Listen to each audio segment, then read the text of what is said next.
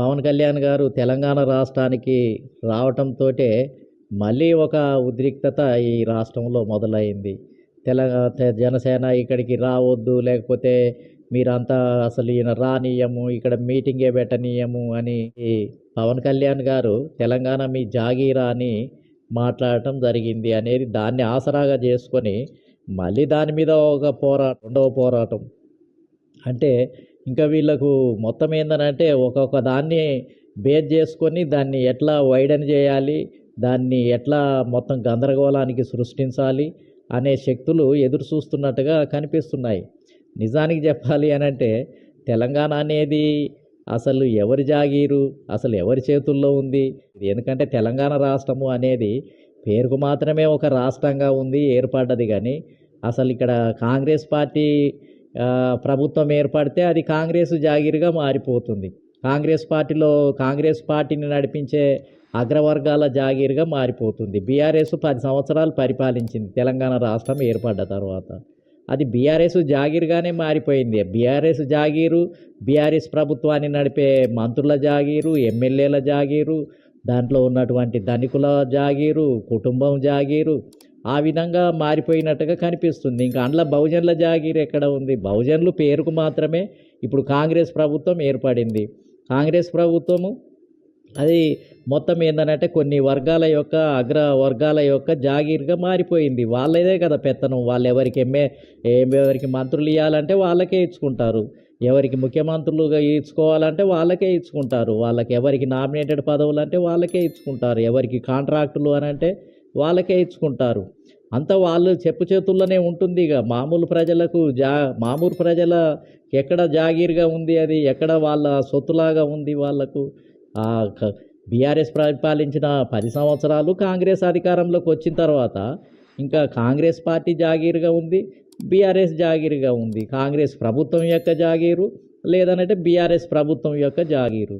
ఇంట్లో ఇంకా బహుజనుల పాత్ర ఏముంది? బహుజనులు పేరుకు ఉన్నారా అని అంటే ఈ రాష్ట్రంలో ఉన్నారు, జీవిస్తున్నారు, పొట్టబోసుకుంటున్నారు, కాయకష్టం చేసుకుంటున్నారు, బతుకుతున్నారు. ఇందులో ఎవరికి భూములు కావాలన్నా, ఎవరికి ఉద్యోగాలు కావాలన్నా, ఎవరికి నామినేటెడ్ పదవులు కావాలన్నా, బహుజనులకు ఎవరికి మంత్రి పదవులు ముఖ్యమైనవి కావాలన్నా, కీలక శాఖలు కావాలన్నా, లేకపోతే కార్పొరేట్ సెక్టార్ నుంచి లైసెన్సులు కావాలన్నా, ఎవరు బహుజనులు చెప్తే ఎవరిస్తున్నారు? అందులో ఎవరి చెల్లుబాటు అవుతుంది? ఎవరిది నడుస్తుంది ఇక్కడ? కాబట్టి బహుజనుల జాగీరు కానే కాదు. 93% ఉన్నటువంటి బహుజనులు కేవలం పేరుకు మాత్రమే ఉన్నారు. ఇది చాలామంది ఏందనంటే ఇక తెలంగాణ రాష్ట్రం ఏర్పడ్డది కాబట్టి ఇక తెలంగాణ ప్రజలందరి జాగీరు, ఇక అందరికీ ఇదేదో సంపదని ఇస్తున్నట్టు, అందరికీ ఉద్యోగాలను ఇస్తున్నట్టు, అందరికీ ఏదో ప్రజాస్వామ్యబద్ధంగా ఎమ్మెల్యే టికెట్లు ఇచ్చినట్టు, ఎంపీ టికెట్లు ఇచ్చినట్టు, ఇంకా ఈ ప్రభుత్వ పాలనలో అన్ని కులాలను భాగస్వామ్యం చేసినట్టు, 50% ఉన్నటువంటి బీసీ కులాలకు అసలు ప్రాధాన్యతనే లేదు. వాళ్ళు ఏమి చేయలేని నిస్సాయ స్థితిలో ఉన్నారు. ఒక మెమోరాండం ఇస్తే పట్టించుకునే నాదులు లేడు. ఒక నిర్ణయం చేయి అనుకూలంగా అడిగితే దాని విషయంలో స్పందించే నాదులు లేదు. మా కులానికి ఒక నామినేటెడ్ పదవి ఇవ్వమని అంటే ఇచ్చే పరిస్థితి లేదు.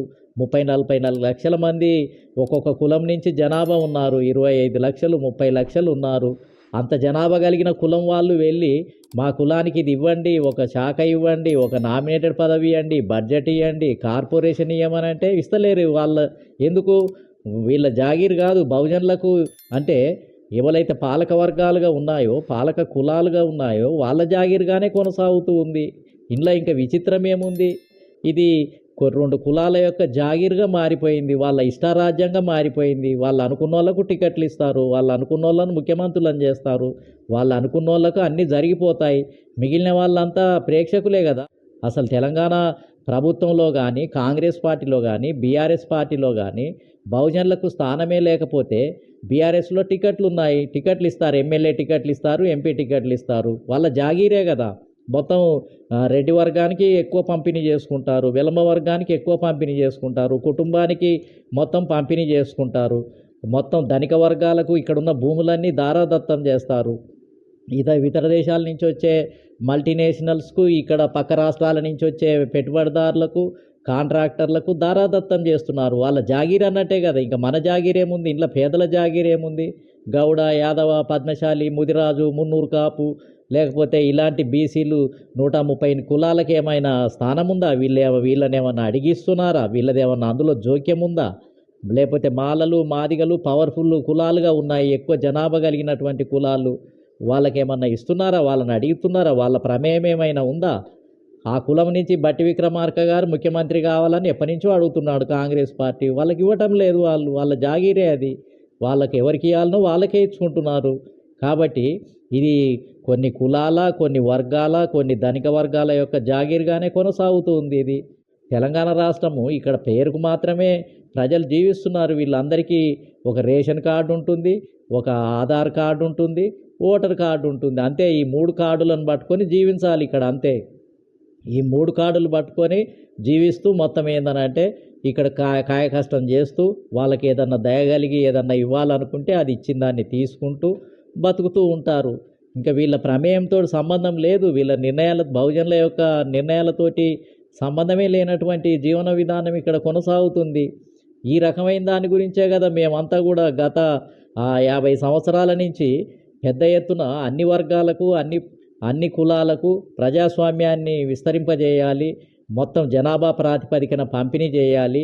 తెలంగాణ రాకున్నా అదే జరగాలి, తెలంగాణ వచ్చిన తర్వాత కూడా అదే జరగాలి. తెలంగాణ రానప్పుడేమో వాళ్ళు పక్క రాష్ట్రం అగ్రవర్ణాలు కాబట్టి ఆంధ్రకు సంబంధించినటువంటి వర్గాలు మనకి ఇయ్యలేదు, వాళ్ళు ఇక్కడ వాళ్ళు గారు కాబట్టి అన్నీ వాళ్ళే తిన్నారు అని అప్పుడు ఆ విధంగానే భావించడం జరిగింది. కానీ తెలంగాణ రాష్ట్రం వచ్చినాక మన ఈ ప్రాంతంలో నివసించే కులాలే కదా ఇక్కడి కులాలు, ఇక్కడి వాళ్ళే.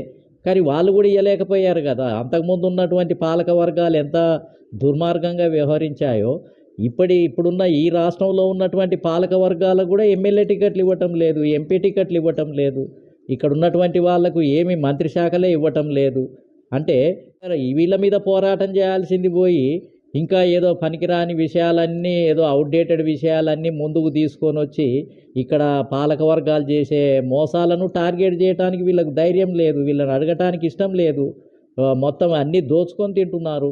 మొత్తం భూములనే దొంగిలించేశారు, పరిశ్రమలను దొంగిలించేశారు, బడ్జెట్ను దొంగిలించేశారు. అంటే వీళ్లకు బడుగు బలహీన వర్గాలకు దక్కాల్సినవన్నీ వాళ్ళు కొల్లగొట్టి అనుభవిస్తున్నారు. రాజకీయంగా ఎమ్మెల్యే టికెట్లన్నీ కొల్లగొట్టి అనుభవిస్తున్నారు, మంత్రి శాఖలన్నీ కొల్లగొట్టి అనుభవిస్తున్నారు. మొత్తం ఏకదాటిగా ముఖ్యమంత్రి పదవులన్నీ వాళ్ళే తీసుకొని అనుభవిస్తున్నారు. ఇది దోపిడే కదా. మరి దీనికి వ్యతిరేకంగా ఎందుకు మాట్లాడటం లేదు? దీనికి వ్యతిరేకంగా ఎందుకు పోరాటం చేయటం లేదు? అంటే వీటికి పోరాటం చేయరు. మళ్ళీ ఇవి కాదు. ఎందుకనంటే వీళ్ళ వెనకాల ఎప్పుడు కూడా మళ్ళీ అగ్ర కులానికి సంబంధించినటువంటి ఒక మేధావో, ఒక నాయకుడో వీళ్ళకి కావాలి. కొంతమంది గ్రూపులే అయితే ఉన్నాయో ఈ రాష్ట్రంలో వాళ్ళకి కావాల్సింది ఏంటంటే ఒక అగ్రకుల మేధావులు ఉండాలి, అగ్రకుల నాయకులు ఉండాలి, వాళ్ళు ఆర్థికంగా డబ్బున్నోళ్ళు ఉండాలి కొంతమంది, మళ్ళీ ఆర్థిక